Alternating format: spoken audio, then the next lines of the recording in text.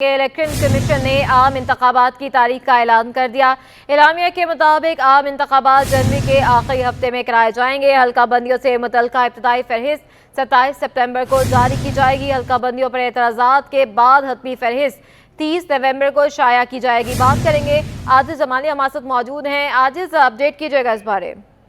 जी हाँ, देखिए, ये मुल्क की सतह की आज सबसे बड़ी खबर है कि इलेक्शन कमीशन ऑफ पाकिस्तान ने इलेक्शन के शेड्यूल का ऐलान कर दिया है। लोगों को बड़ा इंतजार था, पूरी कौम को इस खबर का इंतजार था कि मुल्क में आम इंतखाबात कब होंगे, और इलेक्शन कमीशन ने बिलाखिर ये शेड्यूल जारी कर दिया है कि जनवरी के आखिरी हफ्ते में मुल्क में आम इंतखाबात करवाए जाएंगे।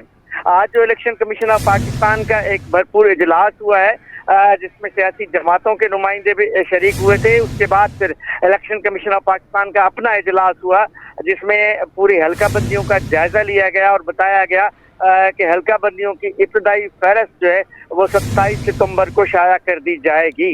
इलेक्शन कमीशन ऑफ पाकिस्तान के एलामिये के मुताबिक इब्तदाई हल्का बंदियों पे एतराज़ात और तजावीज़ात सुनी जाएंगी। उसके बाद फिर 30 नवंबर को हल्का बंदियों की हतमी फहरिस्त जारी की जाएगी। उसके बाद फिर एक महीने से ज़्यादा अरसे का जो इलेक्शन शेड्यूल है वो होगा, और उस शेड्यूल को बाद में जारी किया जाएगा कि कब नॉमिनेशन वगैरह होंगे। उसके बाद फिर आम इंतखाबात जनवरी के आखिरी हफ्ते में कराए जाएंगे। ये फैसला किया है और इसका बाकायदा इलेक्शन कमीशन ऑफ पाकिस्तान ने ऐलान कर दिया है। जी अच्छा, आजिज़, ये भी बताइएगा कि एतराज़ात के बाद जो है, अगर एतराज़ात ज़्यादा होते हैं तो कितना वक्त लग सकता है?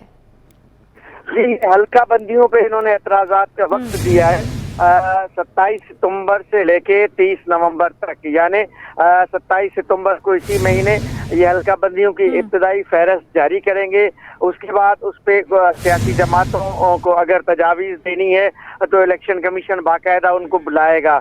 एतराज़ात जो होंगे वो इलेक्शन कमीशन को जारी किए जाएंगे या जमा करवाए जाएंगे। उसके बाद इन तमाम एतराज़ात, तजावीज़ और मुख्तलिफ सियासी जमातों की जो समाअत होगी, उसके बाद इलेक्शन कमीशन ने कहा है कि 30 नवंबर को इलेक्शन कमीशन हल्का बंदियों की हतमी फहरिस्त जारी कर देगी। लाजमी है कि वोटर लिस्टों का ये मरहला मुकम्मल हो जाएगा। उसके बाद फिर 54 दिन का कहा गया है इलेक्शन कमीशन के एलामिये में। 54 दिन का इलेक्शन शेड्यूल होगा जिसको बाकायदा बाद में जारी किया जाएगा। अलबत्ता इन 54 दिन के इलेक्शन शेड्यूल के बाद जनवरी के आखिरी हफ्ते में बाकायदा आम इंतखाबात कराए जाएंगे, जिसकी तारीख का ऐलान तो नहीं किया गया। ये इलेक्शन शेड्यूल का ऐलान होगा, उसके साथ इलेक्शन की तारीख का भी ऐलान होगा। अच्छा, आज हमने देखा कि मुख्तलिफ जमातों के हल्का बंदियों पे काफ़ी एतराज़ात भी सामने आते रहे हैं। क्या इस बार इत्तेफाक हो जाएगा हल्का बंदियों पर? जी देखिए, ये तो एक हल्का बंदियों की वजह से ही इलेक्शन कमीशन ने जो फैसला किया है, ज़ाहिर है 90 रोज में इलेक्शन वाला नहीं हो रहा कि मुश्तरका काउंसिल ने जो मरदमशुमारी थी, मरदमशुमारी की अप्रूवल कर दी थी। नई मरदमशुमारी की अप्रूवल के बाद, मंजूरी के बाद, ये लाजमी था कि नई हल्का बंदियां होंगी। इसी वजह से इलेक्शन कमीशन ने ये हल्का बंदियां शुरू कर दी थी और अब बाकायदा शेड्यूल भी जारी कर दिया है और ये भी बता दिया है कि 30 नवंबर तक हल्का बंदियों की आखिरी फहरिस्त जारी होगी।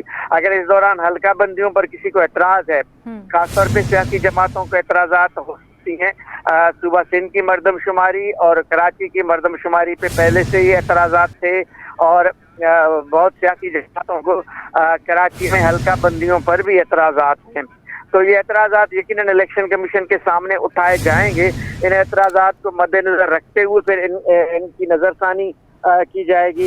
उसके मुताबिक फिर हल्का बंदियों की हतमी फहरिस्त बनाई जाएगी, जिसको इलेक्शन कमीशन कह रहा है कि 30 नवंबर को जारी किया जाएगा।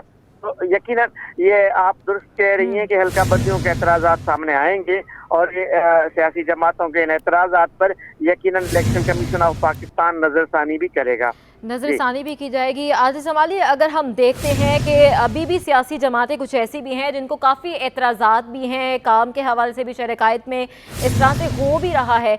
अगर ये तूल पकड़ता है, हल्का बंदियों पर एतराज़ात और फिर एहतजाज की तरफ भी सियासी जमात जो है वो जाती हैं, तो फिर क्या लाएअमल हो सकता है? इनको कंट्रोल कैसे किया जा सकता है? जी देखिए, इस पे 2 आरा 3 सियासी जमातों की एक राय ये थी सियासी जमातों की, जिसमें पाकिस्तान पीपल्स पार्टी समेत कुछ सियासी जमातों की ये राय थी कि 90 रोज में हल्का बंदियों के बगैर इलेक्शन करवाए जाएं। लेकिन इलेक्शन कमीशन ने अब आज के फैसले से ये साबित हुआ कि इलेक्शन कमीशन ने उस राय को तस्लीम नहीं किया। जबकि दूसरी राय ये थी जिसमें मुस्लिम लीग नून, मुत्तहिदा कौमी मूवमेंट और मुख्तलिफ शहरी जमातें, उनकी ये राय थी कि नई हल्का बंदियां कराने के बाद इलेक्शन करवाए जाएं। तो ऐसे लग रहा है कि उस राय को तस्लीम किया गया है और अब हल्का बंदियां हो रही हैं। जो इलेक्शन कमीशन ने एलामिया जारी किया कि 30 नवंबर तक हल्का बंदियों की जो हतमी फहरिस्त है वो जारी होगी। तो अब एतराजात वाली बात इसलिए खत्म हो रही है कि 90 रोज वाली बात तो पूरी नहीं हुई, लाजमी है। यकीनन अब इस पे एतराज हो सकता है कि इलेक्शन डिले हुआ है। जाहिर है कि जनवरी में इलेक्शन होना, 90 रोज गुजर जाते हैं, 90 रोज का जो वक्त है वो खत्म हो जाता है, निगरान हुकूमतों का जो वक्त है वो बढ़ जाता है। लेकिन अब बहरहाल इलेक्शन का जब शेड्यूल आ गया तो अब इस पे तो एतराज हो सकता है कि इलेक्शन में ताखीर क्यों जा रही, लेकिन हल्का बंदियों पे एतराजात भी जमा होंगे। लेकिन मेरा ख्याल है इस बात पर अब एतराज नहीं होना चाहिए किसी को कि ये जो जनवरी के आखिरी हफ्ते में इलेक्शन हो रहा है। आज़िज़ जमाली हमारे साथ ही मौजूद रहेगा। इलेक्शन कमीशन ने आम इंतखाबात की तारीख का बाकायदा ऐलान कर दिया है और अलामिया जारी किया गया है। उस अलामिया के मुताबिक आम इंतखाबात जनवरी के आखिरी हफ्ते में कराए जाएंगे और हल्का बंदियों से मुतल्लिका इब्तिदाई फहरिस्त 27 सितंबर को जारी की जाएगी। आज़िज़ जमाली हमें अपडेट कर रहे थे, आपका बहुत शुक्रिया। आगे बढ़ते हैं। महंगाई की सताई आवाम के लिए अच्छी खबर है। दरामदी गंदम आने के बाद ओपन मार्केट में गंदम की कीमत 8 रुपये कम होकर 117 रुपये किलो पर आ गई। Chairman Sindh flour mills Kamran Lasi ने आटा सस्ता होने की नवीद सुना दी है। कहा फ्लोर मिल्स का आटा 5 रुपये फी किलो सस्ता होने के बाद 136 रुपये किलो पर आ चुका है। काविश मेमन से मजीद जानते हैं। काविश, अपडेट कीजिए। 1,40,000 से ज़ायद टन की दरामदी गंदम जो है वो पाकिस्तान पहुंचने के बाद ये उम्मीद ज़ाहिर हुई है कि आटे की कीमत में भी कमी होगी। हमने देखा कि दरामदी गंदम के पहुंचने के बाद ओपन मार्केट में भी कीमतें कम हुई हैं। इस वक्त मेरे साथ मौजूद है सिंध फ्लोर मिल्स के चेयरमैन है कामरान लासी, उनसे बात करते हैं। सर बताइएगा, आवाम को किसी किस्म का कोई रिलीफ मिलने जा रहा है? देखिए, मैं आपको थोड़ी सी डिटेल बताता हूँ। इस न्यूज़ से पहले के कराची के फ्लोर मिल वाले जो हैं वो, या पाकिस्तान के दूसरे फ्लोर मिल जो है वीट इंपोर्ट करेगा प्राइवेट सेक्टर, उससे पहले जो वीट का रेट था वो था 125 रुपये किलो। उस जब जैसे ये न्यूज़ मार्केट में सर्कुलेट हुई है कि प्राइवेट सेक्टर जो है वो वीट इंपोर्ट करेगा, तो जो जितने ज़ख़ीरा अंदोज़ थे उनको एक खौफ पैदा हुआ कि हमारी वीट की प्राइजेज़ जो हैं वो कम हो जाएंगी। तो उन्होंने अपने ज़ख़ीरे में से गंदम बाहर निकालना शुरू की, जिसकी वजह से जैसे ही सप्लाई बढ़ी और डिमांड इतनी नहीं थी तो प्राइस नीचे आना शुरू हुई और जो 125 रुपये किलो वाली चीज़ थी वो 120 रुपये किलो तक आ गई। और जैसे ही ये चीज़ 120 रुपये तक आई, हमारी फ्लोर मिल एसोसिएशन ने भी रेट जो है वो उसके कम कर दिए और आवाम को पहले ही रिलीफ दे दिया वीट आने से पहले। जैसे जैसे दिन करीब आ रहे थे, इसमें और प्रेशर आ रहा था सेलिंग का। तो इंशाल्लाह वैसे 3 जहाज़ लग चुके हैं। एज सून एज जैसे ये गंदम जो है वो कराची की फ्लोर मिलों तक पहुँचेगी अगले हफ्ते में, ऑटोमेटिकली और जो है वो रेट में कमी का इम्कान है। इस वक्त जो है वो गंदम की, उससे पहले जब गंदम की न्यूज़ नहीं चली थी तब उसका रेट था 141 रुपये किलो और अब जो रेट है वो 136 रुपये किलो है आटे का रेट। इंशाल्लाह उम्मीद की जा रही है कि जैसे ही ये गंदम फ्लोर मिलों में पहुंचेगी और आवाम तक आटा जाना शुरू होगा तो उसकी प्राइजेज़ में और भी कमी मुतवक्को है। बिल्कुल, देखें सिंध फ्लोर मिल्स के चेयरमैन कामरान लासी हमारे साथ मौजूद थे। उनका कहना है कि 141 रुपये दरामदी गंदम आने से पहले फ्लोर मिल्स का रेट था, लेकिन अब वो कम हो गया 136 रुपये आ गया। इम्कान ये है कि मज़ीद भी कमी होगी और उसके जो मुस्बत असरात हैं वो रिटेल की सतह पर भी देखने को मिलेंगे। बहुत शुक्रिया अपडेट करने के लिए। अदालती हुक्म के बाद गैर कानूनी तामीरात करने वाले एंटी करप्शन के रडार पर आ गए हैं। जिला जनूबी में तामीर होने वाली गैर कानूनी इमारतों की फहरिस्त एंटी करप्शन के सपोर्ट करने के लिए अदालत ने जिला जनूबी के डिप्टी कमिश्नर को पाबंद कर दिया है। जुनैद जावेद की रिपोर्ट है।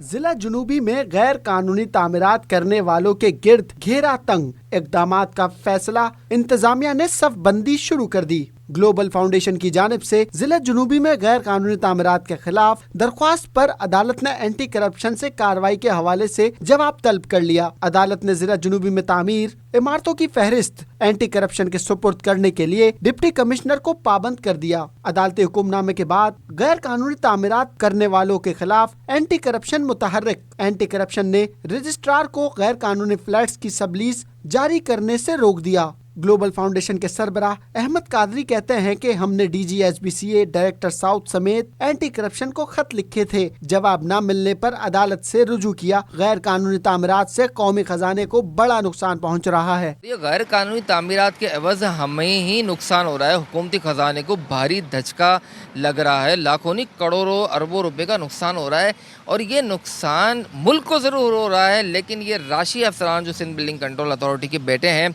ये सब पैसा उनकी जेबों में जाता है। लिहाजा हमने ये तमाम चीज़ों को रोकने के लिए महकमा एंटी करप्शन में दरख्वास्त दी थी। हमारे तकरीबन 4 से ज़ायद दरख्वास्तें गई, लेकिन महकमा एंटी करप्शन ने कार्रवाई नहीं की। बिलाखिर हमने अदालत से रुजू किया और हमने अदालत में बताया तकरीबन ज़िला जुनूबी में 100 से ज़्यादा गैर कानूनी तामीरात की जा रही है। जिला जुनूबी में 100 से ज़ायद प्लाट्स ऐसे हैं जिन पर अब भी गैर कानूनी तामीरात जारी हैं। कैमरामैन वकास लोधी के साथ जुनेद जावेद, City 21 न्यूज़। कराची में कब्जा माफिया ने तामीराती शोबे से वाबस्ता बिल्डर्स का काम करना दुश्वार कर दिया है। KDA स्कीम 33 गुलिस्तान जौहर और सुपर हाईवे से मुत्तसिल इलाकों में लैंड माफिया के कारिंदे मुसलसल ज़मीनों पर कब्जे कर रहे हैं, जिसके बायस बिल्डर्स को शदीद परेशानी का सामना है। मज़ीद जानते हैं हमारे नुमाइंदे मिराज अख्तर हमारे साथ मौजूद हैं। मिराज, अपडेट कीजिएगा। बिल्कुल, कराची शहर मुख्तलिफ माफियाज के जो है ज़ेर असर हमेशा रहा है, लेकिन अब निगरान सेटअप जब से आया है तो कुछ बेहतरी सूरत पैदा होना शुरू हुई है। इस वक्त सबसे बड़ा मसला इस वक्त कराची में जो है ज़मीनों पर कब्जे का है, जिसके लिए पुलिस ने भी काम शुरू किया है। लेकिन ये जो दर्द सर बना और जिसने जहनी अजियत से दुचार किया वो लोग हैं जो तामीराती सनत से वाबस्ता हैं, बिल्डर हजरात हैं, वो सबसे ज़्यादा इससे परेशान हुए। कई सालों से उनकी कई जो करोड़ों रुपए मालियत की और कीमती ज़मीनें थी उन पर कब्जे होते रहे और अब उन्होंने कोशिशें शुरू की हैं, पुलिस से रुजू किया है, तो पुलिस ने अब उनको कुछ ग्रीन सिग्नल दिया है कि अब उनके मसाइल हल होंगे। इस वक्त हमारे साथ मौजूद हैं आबाद की लॉ एंड ऑर्डर कमेटी के कन्वीनियर उवैस भाई। तो उवैस थानवी साहब से हम बात करेंगे, इनसे पूछेंगे कि भाई ज़मीनों पर कब्जे के हवाले से इनको किन परेशानियों का सामना है। जी अस्सलाम वालेकुम। उवैस भाई, ये बताइएगा कि बहुत बड़ा मसला रहा है कराची में ज़मीनों पर कब्जे के हवाले से, तो किन मसाइल से गुजरना पड़ा और अब तक किन मसाइल से आप नबर्द आज़मा है? सबसे पहले तो जी मैं आपका शुक्रिया अदा करता हूं कि आप इसके ऊपर स्टोरी कर रहे हैं। कराची जो है वो एक बिज़नेस हब है, पूरे पाकिस्तान में इकॉनमी में बड़ा एक अहम रोल प्ले करता है। पूरा कराची जो भी बिज़नेस यहाँ किया जाता है उसमें एक बिल्डिंग कंस्ट्रक्शन का बिज़नेस है जो जॉब्स के हवाले से भी, जॉब क्रिएशन के हवाले से भी बड़ा काम करता है और इसके साथ तकरीबन कोई 100 से ज़्यादा अलाइड इंडस्ट्रीज़ जुड़ी हुई हैं हमारे बिल्डिंग कंस्ट्रक्शन बिज़नेस के साथ। तो आपको मालूम है कि जब बिल्डिंग कंस्ट्रक्शन बिज़नेस डाउन होता है तो ज़ाहिर है इकॉनमी में भी थोड़ा पाकिस्तान की इकॉनमी में भी डाउन पे चली जाती है। और जो मेजर काम शहर कराची में हो रहा है वो आपने देखा होगा, बुलंद बाला बिल्डिंग्स हैं माशाल्लाह से, हॉरिजॉन्टल वर्टिकल काम हो रहा है। और स्कीम 33 जहां इस वक्त आप खड़े हुए हैं, यहाँ पे ये एशिया की सबसे बड़ी स्कीम है। यहाँ पे बिल्डर्स जो हैं वो मुख्तलिफ ज़मीनों के ऊपर काम कर रहे हैं, यानी उसकी कंप्लेन करने के लिए, उसके लिए कोर्ट के लिए खुद खड़े हुए हैं। तो पुलिस आपके साथ खड़ी है। अगर ज़मीन आपकी है तो इंशाअल्लाह ताला कब्ज़ा खोरों से ज़मीन वापस दिलवाकर आपको ज़रूर दी जाएगी, ये वादे किए हैं उन्होंने। ठीक है, तो उवैस साहब से हमारी बात हुई, इनका यही कहना था कि उनकी बहुत सारी ज़मीनों पर कब्ज़ा है और उनके जो दूसरे लोग हैं, बिल्डर्स काम करने वाले हैं, उनकी ज़मीनों पर भी कब्ज़ा है, बरसों से कब्ज़ा है। लेकिन अब उन्हें उम्मीद हो चली है कि जो अब निगरान सेटअप आया है और पुलिस ने जो पॉलिसी अपनाई है, नए IG आए हैं, नए एडिशनल IG आए हैं, नए DIGs आए हैं, तो उनको ये उम्मीद है कि वो जल्द ही उनकी कीमती ज़मीन और उनकी जो अपनी ज़ाती ज़मीन थी उस पर से कब्ज़ा ख़त्म करवाएंगे और कब्ज़ा माफिया के ख़िलाफ़ सख्त कार्रवाई की जाएगी, ये उनको उम्मीद है। और उन्होंने मुतालबा भी किया आला हुक्काम से कि उनकी मदद की जाए और उनकी ज़मीन उनको अपडेट करने के लिए। दूध की कीमतों के तायुन के हवाले से होने वाले मुशावरती इजलास में कमेटी तश्कील कर दी गई है। अगले 5 रोज़ में दूध की नई कीमतों के हवाले से कमेटी फैसला करेगी। मज़ीद जानते हैं अयाज राना हमारे साथ मौजूद हैं। अयाज, अपडेट कीजिएगा। जी बिल्कुल, आज जो कमिश्नर कराची ने एक इजलास तलब किया था जिसके अंदर तमाम स्टेक होल्डर्स को जो है वो अपने साथ शामिल किया गया और उनसे बातचीत करके जो है वो अगले आने वाले 5 दिनों के अंदर जो है वो दूध की कीमतों में या तो इजाफा होने जा रहा है या वो जो दूध की कीमत जो सरकारी तौर पे 180 रुपये या तो वो उस पर दूध बेचा जाएगा या उसके ऊपर मज़ीद जो मार्केट में सर 230 रुपये में बेचा जा रहा है उसके ऊपर तयन किया जाएगा। उसको जानने के लिए आज जो कमेटी में मौजूद थे डेयरी जो एसोसिएशन से उनका ताल्लुक है ऑल कराची से जो है अब्दुल वहीद गद्दी साहब, उनसे ही जानते हैं। वही सर, आप इस वक्त शामिल है जो कमिश्नर कराची का इजलास था, क्या बातचीत हुई है और क्या फैसला होने जा रहा है? Abdul Waheed Gaddi, all Karachi milk retailer welfare association से। जी आज तारुफी इजलास था जिसमें तमाम स्टेक होल्डर से अलग अलग सबसे बातचीत की गई। डेयरी के इशू पर भी कुछ इनपुट लिया गया। प्राइस ब्यूरो ने अलग रिपोर्ट बनाई हुई थी, डेयरी फार्मर ने अलग बनाई हुई थी, डीसी मलिर ने अलग बनाई हुई थी। अब डीसी साउथ की सरबराही में एक कमेटी तश्कील दी जा रही है जो 5 दिन में तमाम वर्किंग करके तीनों स्टेक होल्डर की कीमत का तयन करेगी। आपको लगता है क्या है कि जो तयन होगा जो दूध कमेटी की में आप भी कीमत शामिल का हों? तयन किया जाएगा। अयाज राना हमारे साथ मौजूद हैं, बातचीत कर रहे हैं। बहुत शुक्रिया अयाज।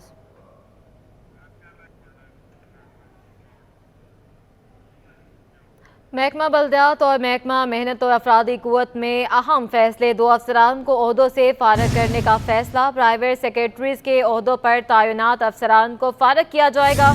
इखलाक अहमद खान और आदम नबी खोसू शामिल हैं। मजीद आपको अपडेट कर रहे हैं। महकमा बल्दियात और महकमा मेहनत और अफरादी कुव्वत में अहम फैसले सामने आए हैं। 2 अफसरान को ओहदों से फारग करने का फैसला सामने आ चुका है। प्राइवेट सेक्रेटरीज के ओहदों पर तैनात अफसरान को फारग किया जाएगा। इखलाक अहमद खान और आदम नबी खोसू भी इसमें शामिल हैं।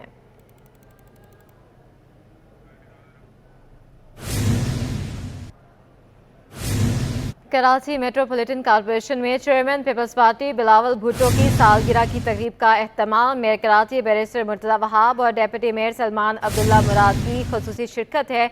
बात करेंगे शुएब मुख्तार से। शुएब, अपडेट कीजिएगा। जी बिल्कुल, बल्दिया उस्मा कराची के दफ्तर में चेयरमैन पीपल्स पार्टी बिलावल भुट्टो की सालगिरह के मौके पर तकरीब का एहतमाम किया गया था जिसमें mayor Karachi barrister Murtaza Wahab, deputy mayor Karachi Salman Abdullah Murad और पीपल्स पार्टी के बल्दिया उस्मा कराची के पार्लिमानी लीडर नजमी आलम समेत सिटी काउंसिल के अरकान जो है वो शरीक थे। इस मौके पर जो है वो मेयर कराची की जानिब से बिलावल भुट्टो की सालगिरह के मौके पर जो है वो केक भी काटा गया और उनके लिए जो है नेक ख्वाहिशात का इजहार किया गया। इस तकरीब में जो है बिलावल भुट्टो की दराजी उम्र के लिए जो है दुआएं करवाई गई। जी ठीक है, बहुत शुक्रिया। पाकिस्तान से बैरून मुमालिक जाने वालों की तादाद में रिकॉर्ड इजाफा हो गया है। Pakistan overseas employment promoters Adnan Paracha ने इंकशाफ कर दिया है। बात करेंगे अशरफ खान से। जी अशरफ। देखा जाए पाकिस्तान से बैरून मुल्क नौकरी के लिए जाने वालों की तादाद में रिकॉर्ड इजाफा हुआ है। एक माह में देखा जाए यानी कि अगस्त में 90,000 से ज़ायद पाकिस्तानी प्रोटेक्टर करा के मुल्क छोड़कर चले गए हैं और इसके क्या फ़ायदे होंगे, क्या नुकसान होंगे, जानते हैं। पाकिस्तान ओवरसीज एम्प्लॉयमेंट प्रमोटर के माहिर अदनान पराचा हमारे साथ मौजूद हैं। क्या देख रहे हैं, एक महीने में रिकॉर्ड इजाफा? देखें जी, ये हमारे जो इन्फ्लेशन की सूरत हाल इस टाइम पे हुई है उस वजह से हमारे जो अनएम्प्लॉयड लोग थे उन्होंने बैरून ममालिक जाने का फ़ैसला किया और मैं इसको बहुत अच्छा इकदाम समझता हूँ उनकी तरफ से, क्योंकि बात यह है कि जब यहाँ पे अनएम्प्लॉयमेंट होगी और यहाँ पे इंडस्ट्री के अंदर अनएम्प्लॉयमेंट की वजह से हम उन लोगों को स्ट्रीट क्राइम या दूसरी एक्टिविटीज़ में इन्वॉल्व करने से बेहतर है कि वो यहाँ से बैरून ममालिक जाएँ और वहाँ से रेमिटेंसेस में इजाफ़ा करें। देखें, ये इजाफ़ा इसको पॉजिटिव सेंस में लेना चाहिए क्योंकि ये हमारे वर्कफोर्स 2015 में भी तकरीबन 9.5 लाख गई थी और हमारे 2022 में 8,30,000 के करीब वर्कफोर्स गई है। अगर ये इस साल के अंदर हमारी वर्कफोर्स के अंदर इजाफ़ा हो रहा है या अगस्त के महीने के अंदर जैसे इजाफ़ा हुआ है तो उसको एक खुश आइन और पॉजिटिव साइन समझें पाकिस्तान की ग्रोथ के लिए, क्योंकि यही लोग बाहर से रेमिटेंसेस में इजाफा करेंगे। अगस्त के अंदर गए तकरीबन 90,000 के करीब लोग जो हैं रेमिटेंसेस के असूल और अपने खुशहाल मुस्तकबिल के लिए पाकिस्तान से बाहर गए हैं। तकरीबन 5,40,000 वर्कफोर्स हमारी अब तक जनवरी 2023 से अब तक अगस्त तक हमारी जा चुकी है, जिसमें मेनली मार्केट हमारी गल्फ़ स्टेट्स है जहाँ पे तकरीबन 5 लाख के करीब हमारी वर्कफोर्स गई है। और हमारी गल्फ़ मार्केट जो है अनस्किल्ड और सेमी स्किल्ड और स्किल्ड वर्कफोर्स के लिए बहुत ज़्यादा अहम होती है और हमारे जो लोग हैं गल्फ़ स्टेट्स की तरफ ज़्यादा जाते हैं। अब विज़िट वीज़ा और एजुकेशन वीज़ा में भी हमारे बहुत से लोग हज़ारों की तादाद में पाकिस्तान से बाहर गए हैं। विज़िट वीज़ा भी हमारा मोस्टली लोग गल्फ़ स्टेट्स की तरफ जाते हैं, लेकिन जो एजुकेशन वीज़ा है उसके लिए हमारा जो यूरोपियन कंट्रीज़ हैं वहाँ पे हमारे यूथ जो है वो इस टाइम पे वहाँ पे जा रही है। जी, जैसा कि आपने सुना, मुल्की मईशत के लिए देखा जाए ज़र मुबादला कमाने के लिए एक अहम असूल है कि जो बैरून मुल्क नौकरी के लिए जाने वालों की तादाद में मुसलसल इजाफा हो रहा है। अगस्त में 90,000 लोग जा चुके हैं और ये भी कहा जा रहा है मुख्तलिफ ममालिक में भी वो नौकरी ढूंढने के लिए, तलाश करने के लिए, तालीम के उसूल के लिए बैरून मुल्क जा रहे हैं। उससे पाकिस्तान अगर उनको नौकरी मिलती है तो पाकिस्तान को कीमती ज़र मुबादला मिलेगा, जिससे ज़र मुबादला के ज़खायर बढ़ेंगे और रुपये पर प्रेशर भी कम होगा। शुक्रिया।